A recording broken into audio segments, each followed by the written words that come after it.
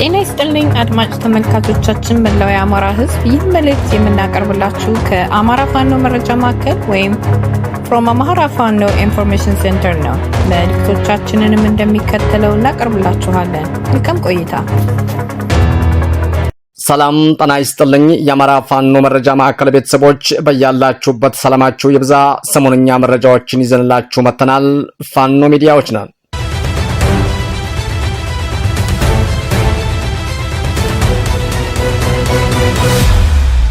ከአማራ ፋኖ መረጃ ማዕከል የዕለቱን አንኳር የዜና ርዕሶችን በማስቀደም የዕለቱን ዜና እናሰማለን።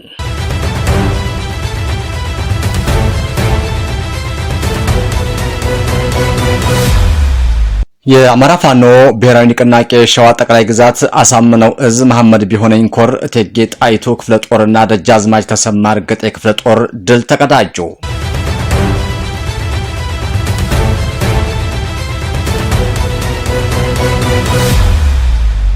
የሽመልስ አብዲሳ ቡድን የክልሉን ወሰን በኃይል ለማስፋት በሲዳማ ህዝብ ላይ ጭፍጨፋ መክፈታቸውም ታወቀ።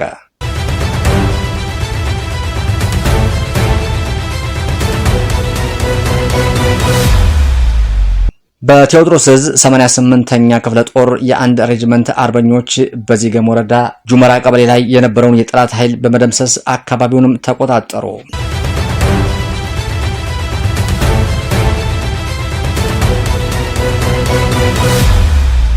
የምኒልክ ዕዝ 303ኛ አሳምነው ኮር 14ኛ ክፍለ ጦር የወታደራዊ አልባሳት ማልበስና የውስጥ ተሐድሶ መርሃ ግብር በታላቅ ስነ ስርዓት ማካሄደ።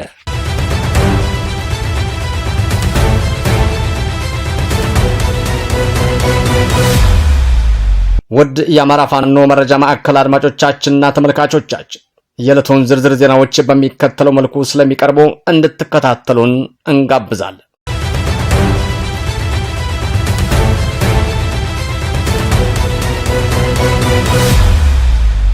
የአማራ ፋኖ ብሔራዊ ንቅናቄ ሸዋ ጠቅላይ ግዛት አሳምነው እዝ መሐመድ ቢሆነኝ ኮር እቴጌ ጣይቱ ክፍለ ጦርና ደጃዝማች ተሰማ እርገጤ ክፍለ ጦር ድል ተቀዳጁ።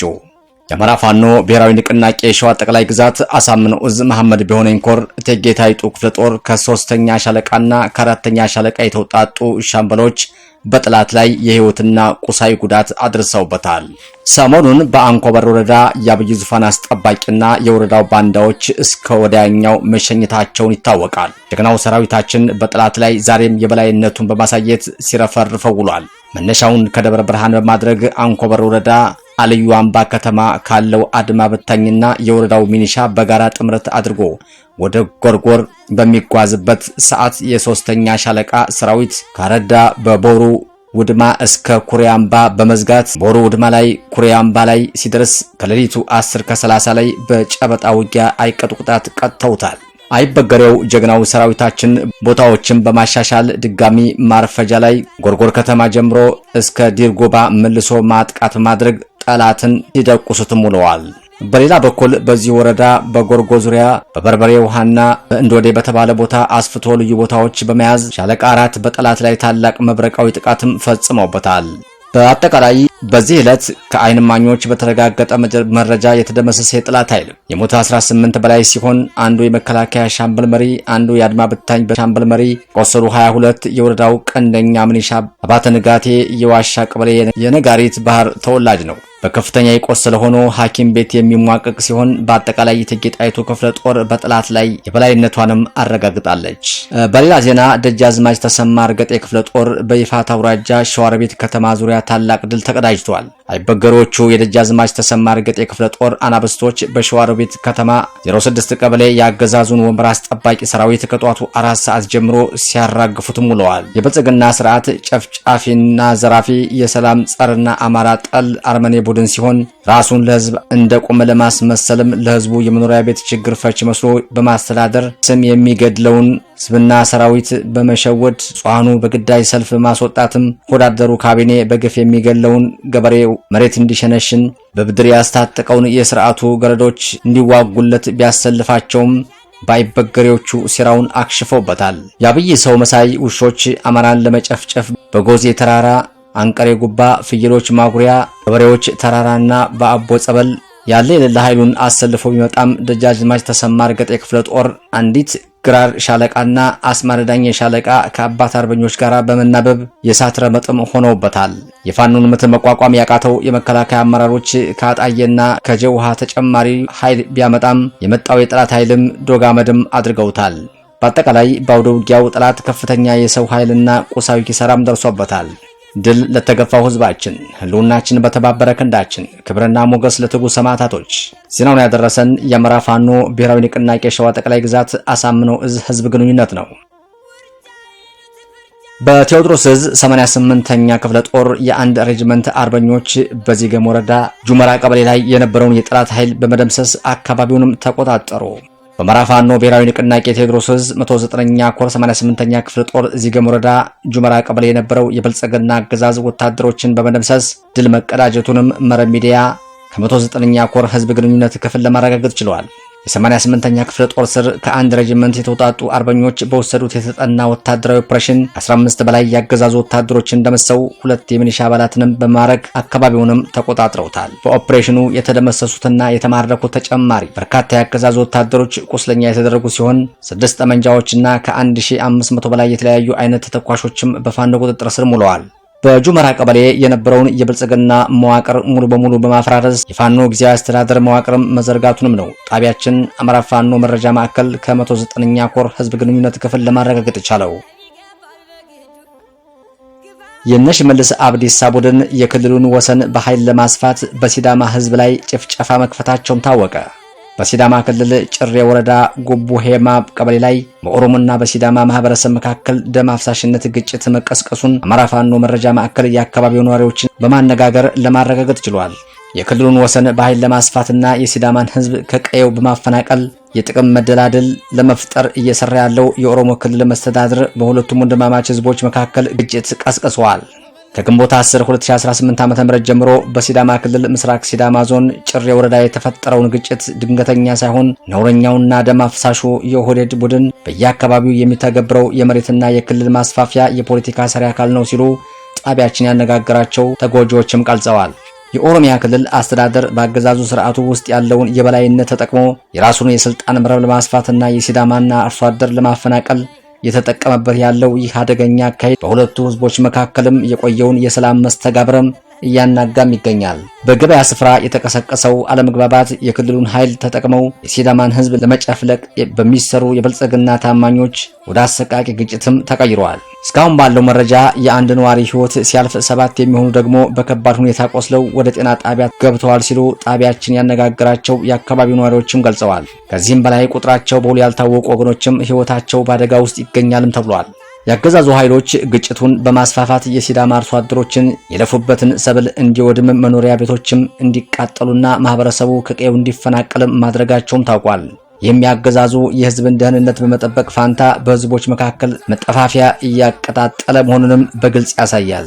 ወራሪነትና ተስፋፊነት ሁነኛ መገለጫዎች የሆኑት ኦህዴድ ብልጽግና ህዝብን ከህዝብ በማጋጨትና በማፈናቀል የሲዳማን ክልል የመጠቅለል ሴራውንም እያስፈጸመ ይገኛል። የሲዳማ ህዝብ በታሪኩ በአብሮነት የሚታወቅ ቢሆንም የብልጽግና አገዛዝ ስልጣኑን ለማቆየት የሚጠቀመው የብሔር ግጭት ሴራ የህዝብን ደም እያፈሰሰም ነው። የሲዳማ ህዝብና የኦሮሞ ህዝብ ይህንን አደገኛ የብልጽግና ሴራ በመርዳት በጋራ በመቆም የአካባቢያቸው ላይ ያገዛዙን ጥፋት መመከት አለባቸው ሲሉም ጣቢያችን ያነጋገራቸው የአካባቢው ነዋሪዎችም ገልጸዋል። ህዝብን ከህዝብ ማጋጨትና ግጭትን እንደ መደበቂያ በመጠቀም ንጹሃንን ለእልቂት መዳረግና ማፈናቀል የብልጽግናው አገዛዝ ሁነኛ መገለጫው ከሆነው ድፍን 8 ዓመታት ተቆጥሮበታል። የምኒልክ ዕዝ 303ኛ አሳምነው ኮር 14ኛ ክፍለ ጦር የወታደራዊ አልባሳት ማልበስና የውስጥ ተሐድሶ መርሃ ግብር በታላቅ ስነ ስርዓት ማካሄደ። የ303ኛ አሳምነው ኮር 14ኛ ክፍለ ጦር አጠቃላይ ወታደራዊ ቁመናን ዝግጁነት ሙሉ በሙሉ ለማሟላት እንዲሁም የሰራዊቱን የውስጥ አንድነትና ህብረት ይበልጥ ለማጠናከር ያለመ የውስጥ ተሐድሶ የውቅና ሽልማት መርሃ ግብር በታላቅ ወታደራዊ ስነ ስርዓት በትናንትናው ዕለት ተካሂደዋል። መድረኩም በምኒልክ ዕዝ ወታደራዊ አማካሪ በሆኑት በኮሎኔል ሞገስ ዘገየ በይፋ የተከፈተ ሲሆን መርሃ ግብሩ ከመጀመሩ አስቀድሞ ለህዝባዊ ዓላማና ለነጻነት ሲሉ ህይወታቸውን ለሰው ጓዶችም መታሰቢያ የሚሆን የክብር የህሊና ጸሎትም ተደርጓል። ከተደረገው የህሊና ጸሎት በመቀጠል የሰራዊቱን የውጊያ ወኔ፣ የጽናት ታሪክና የውስጥ አንድነት የሚያንጸባርቁ ልዩ ልዩ የትግል መነባነቦችና ስነ ግጥሞችም በታጋዮች ቀርበው ለታዳሚው ትልቅ ድምቀትን ፈጥሯል። በዚህ የአማራ ፋኖ ብሔራዊ ንቅናቄ ፖሊት ቢሮ አባል እና ልዩ ዘመቻ መምሪያ የሆኑት ሻለቃ ያረጋል አሰፋ፣ የምኒልክ እዝ ምክትል ሰብሳቢ አርበኛ ረዳው ውበቱ፣ የምኒልክ እዝ ወታደራዊ አዛዥ አርበኛ ወንድሙ ማሩ፣ የምኒልክ እዝ ፖለቲካ ጉዳዮች መምሪያ ኃላፊ አርበኛ ሞገስ አባራው፣ የምኒልክ እዝ ጽህፈት ቤት ኃላፊ አርበኛ አለምነው መብራቱ እና ሌሎችም የድርጅቱ የእዝ የኮር የክፍለ ጦሮች ከፍተኛ አመራሮችም ተገኝተዋል። በዚሁ ደማቅ መድረክ ላይ በትግሉ መስመር ውስጥ ከፍተኛ ተጋድሎና መስዋዕትነት ለከፈሉ የሰራዊት አባላት አመራሮች የላቀ ዕውቅናና የሽልማት አሰጣጥ ስነ ስርዓትም ተከናውኗል። በዚህም መሰረት በተለያዩ ወታደራዊ ውጊያዎች ላይ በጀግነት ለቆሰሉ የክፍለ ጦሩ ታጋዮችም የሞራልና የልዩ ዕውቅናም ሽልማትም ተካሂዷል። በትግሉ ላይ የህዝብን ሰላም የውስጥ ደህንነትን የበላይነትን እያስጠበቁ ላሉ የጊዜያዊ ሲቪል መዋቅሩም አስተዳደሮችም አካላት ለምኒልክ እዝ ለሁሉም ኮሮችና ለልዩ ዘመቻ ልዩ ሽልማቶችም ተበርክቶላቸዋል። በዚህም ሽልማት ላይ ከምኒልክ እዝ ወደ አማራ ፋኖ ብሔራዊ ንቅናቄ የሥራ ኃላፊነት ተዘዋውረው በቁርጠኝነት እያገለገሉ ለሚገኙ ከፍተኛ አመራሮችም የክብር ሽልማትም ተበርክቶላቸዋል። በዚህም ሽልማት ላይ ከዚህ ቀደም የ14ኛ ክፍለ ጦር አዛዥ የሆነው ወታደራዊ ግዳጅ ምዕራፎች በበላይነትና በስኬት ሲመራ ለነበረው በአሁኑ ወቅት ደግሞ የ303ኛ አሳምነው ኮር ወታደራዊ አዛዥ በመሆን እያገለገለ ለሚገኘው ለአርበኛ ብርሃኑ አሰፋ ዘንዶው ክፍለ ጦሯ ጥልቅ አክብሮትና ውለታ ለመግለጽም ኮር ስናይፐር ስጦታ በክብር አበርክታለታለች። የአልባሳት ማልበስና የተሃድሶ መድረኩን ተከትሎ በተከናወኑ የንግግር መርሃ ግብሮች ላይ የምኒልክ እዝ ፖለቲካ መምሪያ ኃላፊ አርበኛ ሞገስ አባራው ለሰራዊቱ መልእክት ያስተላለፈ ሲሆን አርበኛው ባደረገው ንግግር እናንተ የአማራ ወይም የኢትዮጵያ ብቻ ሳይሆን የምስራቅ አፍሪካ ኩራት ናቸው በማለት የሰራዊቱን ዓለም አቀፋዊና ቀጠናዊ የውጊያ ብቃትና ተሞክሮ ያደነቁ ሲሆን በቀጣይነት ከእዙና ከድርጅቱ የሚሰጡ ማናቸውንም አይነት ወታደሮችና ስትራቴጂካዊ ግዳጆች በላቀ ድል ለመወጣት ዝግጁ እንዲሆኑ ጥብቅ መልእክትም አስተላልፈዋል። በዚህም ኮሎኔል ሞገስ ዘገየ ንግግር ያደረጉ ሲሆን የአብይ አህመድ አስተዳደር ስርዓት በጦር ሜዳ ሙሉ በሙሉ መሸነፉንና መዳከሙን ጠቅሰው ሰራዊቱ የተሰለፈበትን ታሪካዊና ህዝባዊ ዓላማ በጽናት በመያዝ የአማራን ህዝብ ህልውና የማስከበር ተልዕኮውን ዳር ለማድረስም እስከ መጨረሻው መታገል እንዳለባቸውም አሳስበዋል። በታላቅ ድምቀትና በከፍተኛ የሞራል ስሜት የተከናወነው ይህ የ303ኛ አሳምነው ኮር 14ኛ ክፍለ ጦር መርሃ ግብር የሰራዊቱን ወታደራዊ ቁመና ስነ ልቦናዊ ዝግጁነትና የውስጥ ህብረት ይበልጥ ባጠናከረ መልኩም በስኬት ተጠናቀዋል። መዳረሻው ድልና ነጻነት የሆነው የአማራ ህዝብ የህልውና ተጋድሎ ተጠናክሮ ይቀጥላል። ዜናውን ያደረሰን የአማራ ፋኖ ብሔራዊ ንቅናቄ ወሎ ቤተ አማራ ምኒልክ እዝ ሚዲያና ኮሚኒኬሽን መምሪያ ኃላፊ ነው። ሰሞነኛ መረጃዎቻችን እነዚህ ነበሩ። የአማራ የህልውና ተጋድሎ ተጠናክሮ ይቀጥላል። ቸርን ሰንብት። በድጋሚ የአማራ ፋኖ መረጃ ማዕከል ቤተሰቦች በቀረበላችሁ መረጃዎች ላይ ሀሳብ አስተያየት እንድትሰጡ በትህትና እንጠይቃለን። ሰናይ ጊዜ እንዲሆንላችሁ እንመኛለን። በተጨማሪ ላይክ፣ ሼር፣ ኮሜንት፣ ሰብስክራይብ እንድታደርጉልን በትህትና እንጠይቃለን። አመሰግናለሁ።